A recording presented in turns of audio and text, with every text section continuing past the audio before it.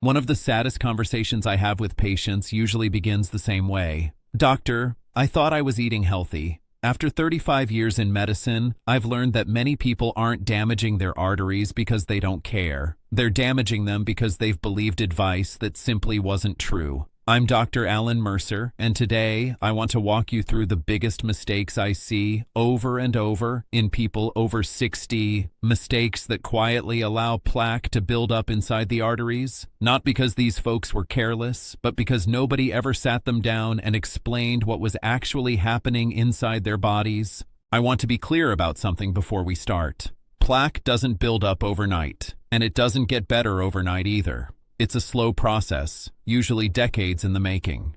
And that's actually good news, because it means you have time to change course, time to protect your heart, time to work with your doctor on a plan that fits your life. So this isn't a video meant to frighten you, it's a video meant to help you recognize the patterns before they become permanent damage. Let's talk about the mistakes. The first one I see constantly is ignoring high blood pressure. So many patients tell me, but doctor, I feel fine. And I understand why they think that way. High blood pressure doesn't usually cause pain. It doesn't announce itself. That's exactly why it's sometimes called the silent pressure. Because the damage happens quietly, year after year, without a single symptom to warn you. Here's what's actually happening inside the arteries. Every time your heart beats, blood pushes against the artery walls. When that pressure stays elevated over time, it can injure the delicate inner lining of the arteries. And when that lining is injured, it becomes easier for cholesterol and other particles to work their way in and begin forming plaque. High blood pressure is associated with faster plaque buildup and a higher risk of the plaque becoming unstable.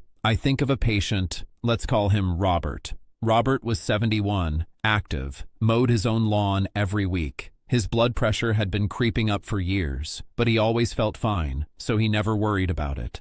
One afternoon, mowing that same lawn, he had a stroke. Afterward, he told me, I wish I'd taken my blood pressure more seriously. I thought if I felt okay, I was okay.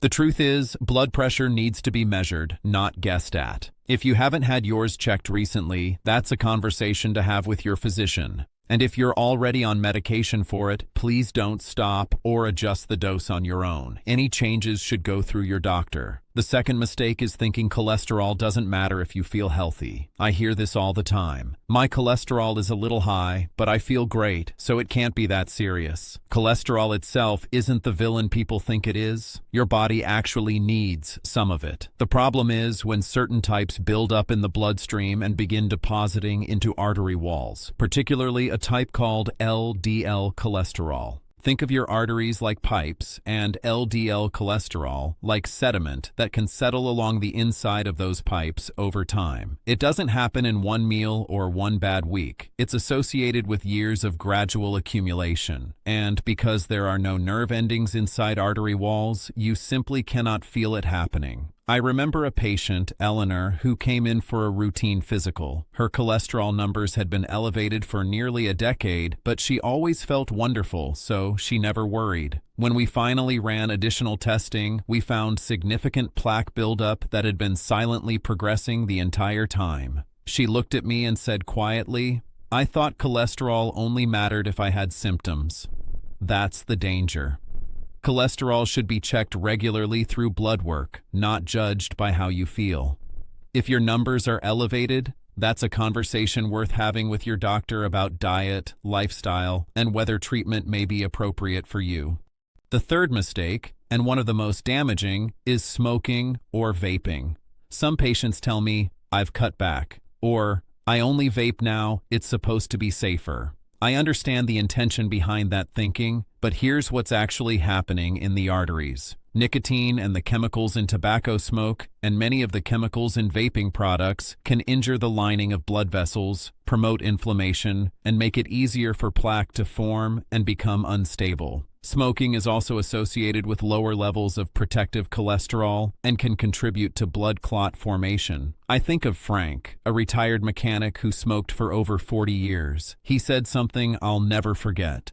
I felt perfectly healthy right up until the day I wasn't. Frank had a heart attack at 68, Looking back, he told me the hardest part wasn't the diagnosis. It was realizing how many years he'd had to make a change and didn't.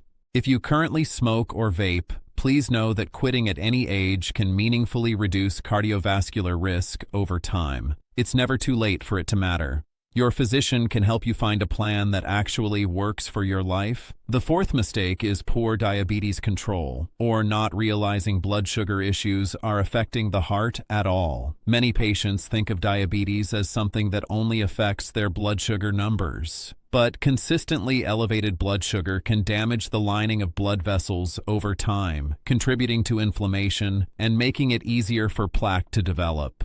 Diabetes is associated with a significantly higher risk of cardiovascular disease. I remember Dorothy, a retired school teacher, who managed her diabetes loosely for years. I checked my sugar sometimes, she told me, but I didn't realize it was connected to my heart. When we discussed her cardiovascular risk, she was surprised. She thought diabetes and heart disease were two separate conversations. They're not. If you have diabetes or prediabetes, tight blood sugar management combined with regular cardiovascular checkups is one of the most important things you can do for your arteries. This is absolutely a conversation to have with your physician about your individual targets. The fifth mistake is sitting for most of the day. This one surprises people. I'm retired, doctor. I'm not stressed anymore. I just relax. But prolonged sitting is associated with poorer circulation, higher blood pressure, and less favorable cholesterol levels over time. Movement helps blood flow efficiently and supports the health of the blood vessel lining. I think of Harold, a retired accountant who spent most of his day in his recliner, watching television, feeling perfectly content. He wasn't stressed, he wasn't unhappy, but his body simply wasn't moving.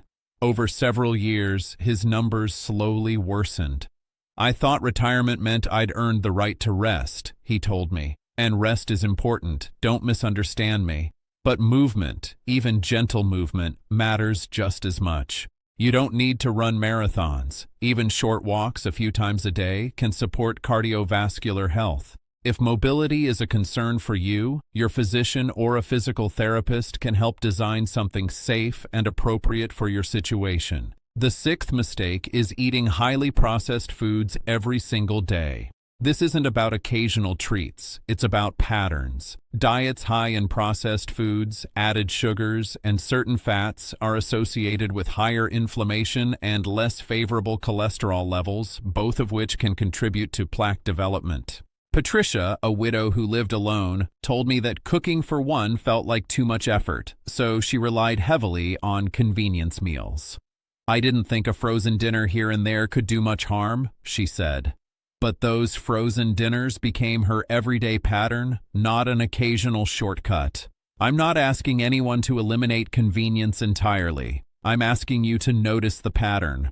A diet built around vegetables, fruits, whole grains, lean proteins, and healthy fats, like the Mediterranean-style approach that's often recommended by cardiologists, is associated with better cardiovascular outcomes. Small, sustainable shifts matter far more than perfection. The seventh mistake is poor sleep and untreated sleep apnea. Many older adults assume poor sleep is just something that comes with age, but untreated sleep apnea, where breathing repeatedly stops and starts during sleep, is associated with elevated blood pressure, increased inflammation, and a higher risk of cardiovascular disease. Walter's wife was the one who finally brought it to my attention. He stops breathing at night, she told me, worried. Walter had assumed his exhaustion and loud snoring were simply part of getting older. After a sleep study confirmed moderate sleep apnea, treatment didn't just improve his energy, it also helped bring his blood pressure into a healthier range. If you snore loudly, wake up gasping, or feel exhausted no matter how much you sleep, that's worth discussing with your physician. It may be more connected to your heart health than you realize. The eighth mistake, and one of the most common I see, is skipping medications or medical follow-up appointments without discussing it with a physician. I understand the reasons: side effects, cost, feeling fine, forgetting doses. But stopping or skipping heart-related medications like blood pressure or cholesterol treatments without medical guidance can allow risk factors to rise again, sometimes without any noticeable symptoms until a serious event occurs. Margaret told me she'd stopped her cholesterol medication 2 years earlier because she felt fine and didn't like taking pills. I felt perfectly healthy, she said, echoing something I hear so often.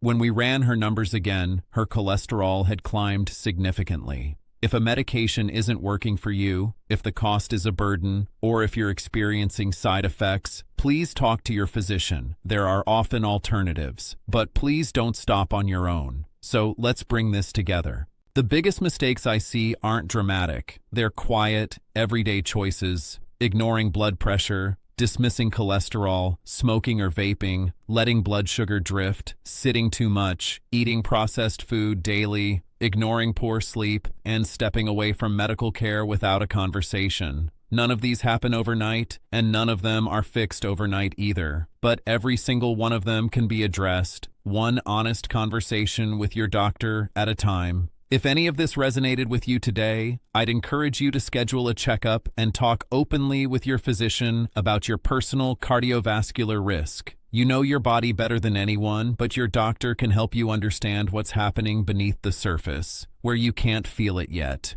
If you found this helpful, please consider subscribing for more evidence-based senior health education and share it with someone you care about. It might be exactly the conversation they need to hear too. I'm Dr. Alan Mercer. Thank you for watching. Take good care of yourself, and I'll see you in the next video.